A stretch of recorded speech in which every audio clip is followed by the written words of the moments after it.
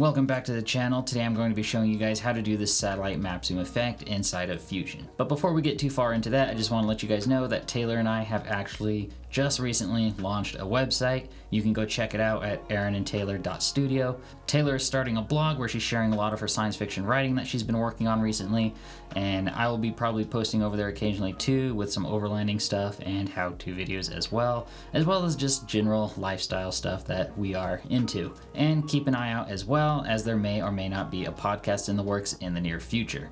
But without further ado, let's go ahead and jump into this tutorial. Alright, so we are inside of DaVinci Resolve. Now to do this effect, the first thing you're going to need is, of course, satellite images. And as you can see here, I have a bunch of various screenshots of Google Maps.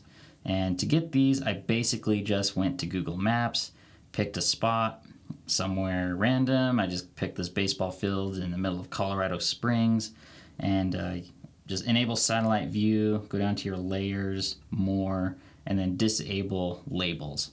And that will just kind of give you the bare bones satellite image. And then from there, what you're going to do is just capture screenshots. Now this is actually easier to do on a 16:9 monitor that is 4K, but you can make do with whatever you have. So to do this, you just basically go full screen, grab a screenshot, and then you're gonna go and zoom out by one level, grab another screenshot, zoom out again, screenshot, and then so on and so forth until you have all the screenshots you need to achieve the effect you want. It is kind of important that you do this effect by the plus or minus buttons on the screen to get the right scaling, and I will show you guys why in a moment. So we're going to go over to our editing timeline, and what I'm going to do is just drag down this Fusion composition effect, and we're just going to drag and drop here, and we're going to set this to 25 seconds.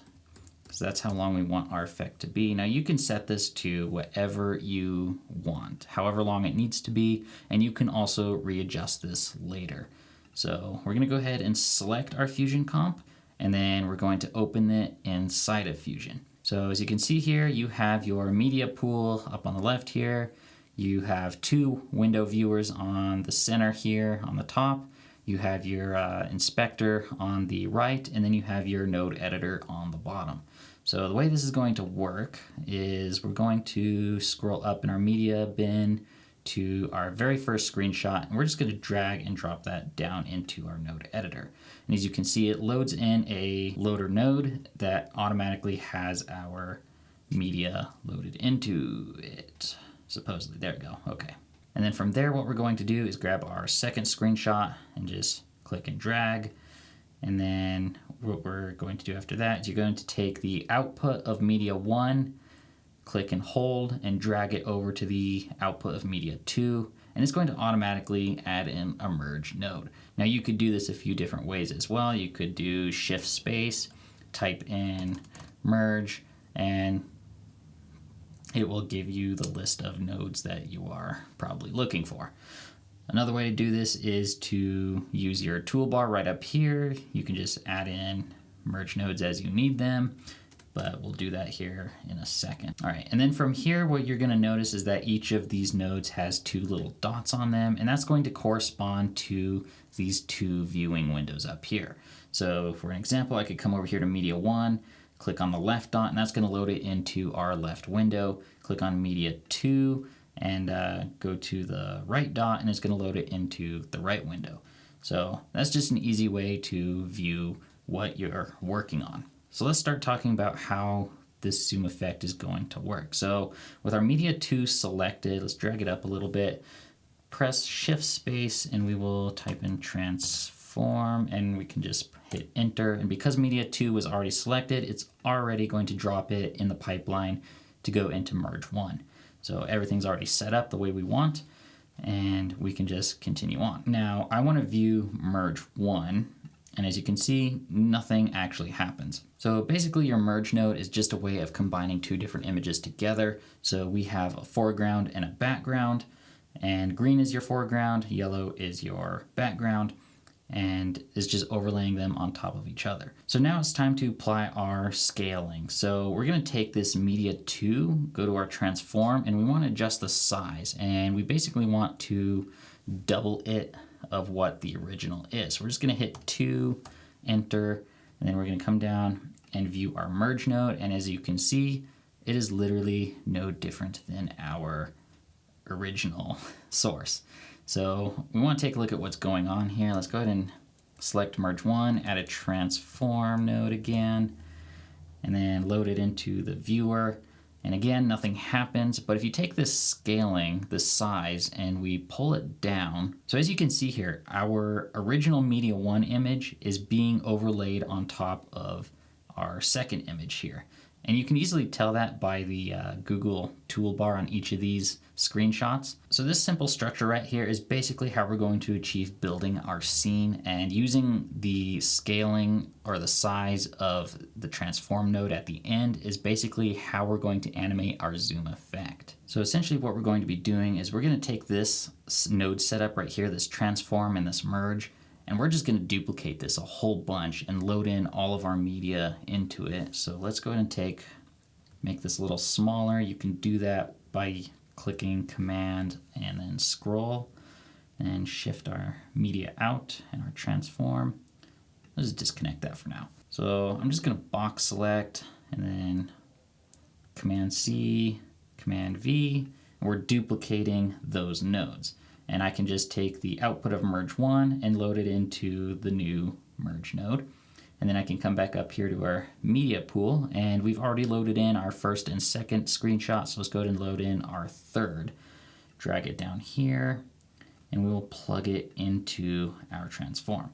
And this is where it gets a little confusing, because you would think by having your scale set to twice the size of the original media, you would just be doubling the size of each image. But it doesn't really work that way. So our Media 3 is actually being scaled to the same size as Media 2. So if I take this transform and scale it up, we can see it come into view there. Now, this is where math is useful, and this is why it was important to use those arrow keys when we were taking our screenshots initially. So each image is basically going to be twice the size of the previous. So to get the numbers of our size correct in our scaling, each transform node is going to have to be twice the size of the previous one. So this one had a scale size of 2, whereas this one has to have a scale size of 4. And we can close our media out to kind of bring it up into view a little bit bigger and scale down, and we can see that there we go, we have our effect. We're basically just going to be repeating this process for every single screenshot that we have. And each one of these transform nodes is just going to be twice the size of the previous. So it goes from 2, 4, and our next one will be 8. And then after that will be 16, 32, 64, and you're just gonna keep going until you get to where you need to go. So I'm just gonna go ahead and save some time, and we're just gonna jump right into the part where I have all of these already built and ready to go. So we're approaching the end of building our node tree here. We have all of our screenshots down here on the node tree. And one thing I forgot to mention is that when you're putting the values in for the size on your transform nodes, one way you could do that easily is by using simple math expressions, because once you start getting to large numbers just start really getting big and you might need to pull out a calculator. So to get around that, we can take our previous number that we know is right, and that's 1024. We'll go to our next transform node and we will say 1024 times 2, and that'll give us the correct value for what that node should be. And so this node is 2048. So we'll go to the next transform node, put in 2048 times 2, and that gives us 4096. And we will do the exact same thing for this node. So we will say 4096 times 2, 8192. So there we go. We have all of our nodes down here. Let's kind of big and a bit of a mess. Let's clean this up just a little bit. And one thing I forgot to mention is this media out node. Whatever you do, don't delete that. You're gonna need that for the end. This is basically what's going to render out our node tree onto our editing timeline. And without this, you'll just get a blank window. All right, so you can see just how tiny of a value that is right there. And basically what we're trying to do is make a value between 0 and 1 mean the difference between all the way zoomed in and all the way zoomed out. These tiny values are very, very difficult to manage, especially when you're using keyframes in the spline editor, because just one tiny adjustment with your mouse will send the value completely out of whack and it's just gonna look really, really weird. So I'll show you guys how to get around that. But before we do that, I'm gonna go ahead and show you guys how we actually get rid of the toolbar and just like all these things around the edges of our screenshot that we don't really want, because as you can see, they just kind of scale in with each screenshot and we don't want to be looking at that. So let's go ahead and select our media in on our first node, and we're just gonna come here and click the rectangular mask, drag it up. And I want to view this actually. Put this in the window, and I'm just gonna stretch things out right up until we start getting those toolbars inside. So it's gonna be a little finicky here. Oh, a little down. That actually might be good enough right there. I might try and go a little bit wider. There we go. Okay, so we're basically just gonna crop those sections of our image out. And then what we can do with that, because all of these images are the exact same resolution, we can just take this same mask and apply it to all of these. So we're just gonna take the output of the mask and put it into the mask input of our screenshots. And it can look a little bit messy. So if we don't really wanna do that, we can press Option click drag on one of these pipes here and one of these arrows, and it creates this little elbow here, so we can just keep going, and we're just gonna plug this into all of these screenshots. You'll probably start seeing these disappear on this window here. So those drop. Yep, there it goes. Okay, so as you can see, each one I drop it onto, it just disappears. So you do reduce the actual 16:9 aspect ratio of these images, but we're looking at so much information, just how these things are overlaid with each other, that you're never gonna notice. So, oh, you know what? I can actually see the top of right there, just kind of clipping through. So let's just bring it in just a little. There we go. Okay. All right, so that basically builds our scene.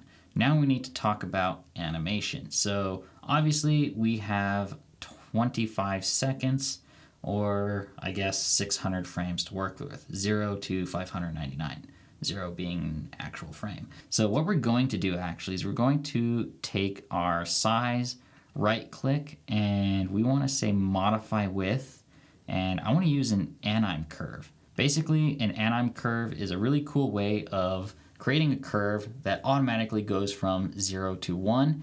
So we are, if we zoom, we're actually zooming in as we advance frames here. So we actually want to invert that. So we'll just go ahead and click invert. All right, so now that if we just kind of jump through each of these frames, we're kind of zooming out, but we're doing so at a very bizarre pace. So right now we're using a linear curve, which isn't a curve at all. It's basically just a straight line from a 0 value to a 1 value, from the beginning to the end of our sequence.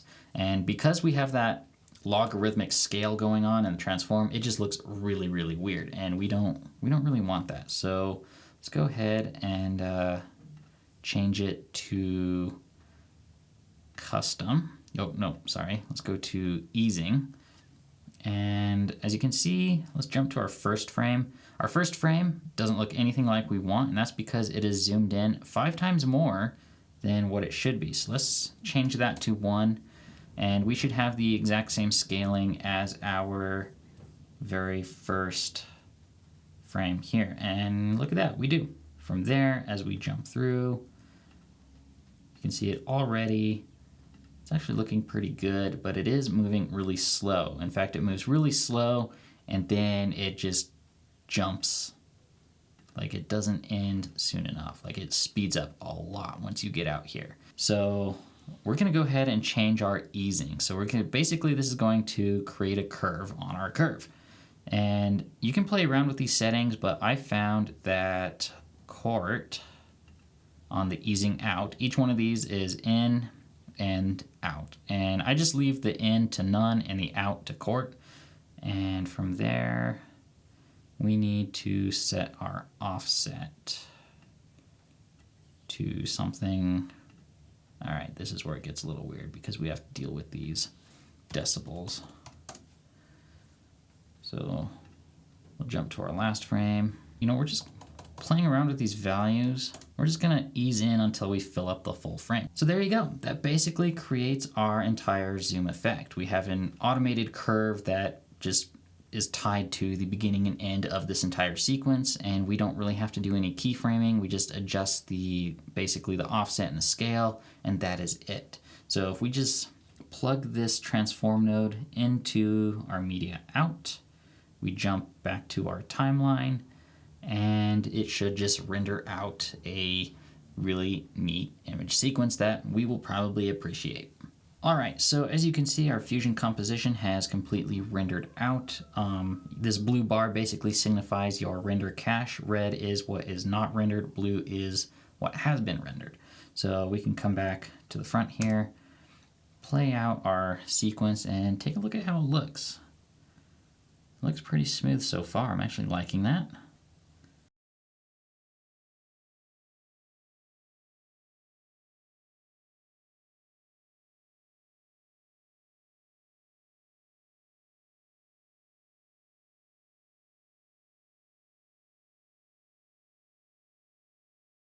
All right, so it looks really, really good. I am pretty happy with those results. And I wanted to show you guys something really cool, and a really great advantage of using this is because if you have to retime your animation, let's just say for instance, let's go back to our timeline, and let's just say we have to retime this to some voiceover or a music track, and we need to go from 25 seconds to, I don't know, 20.04.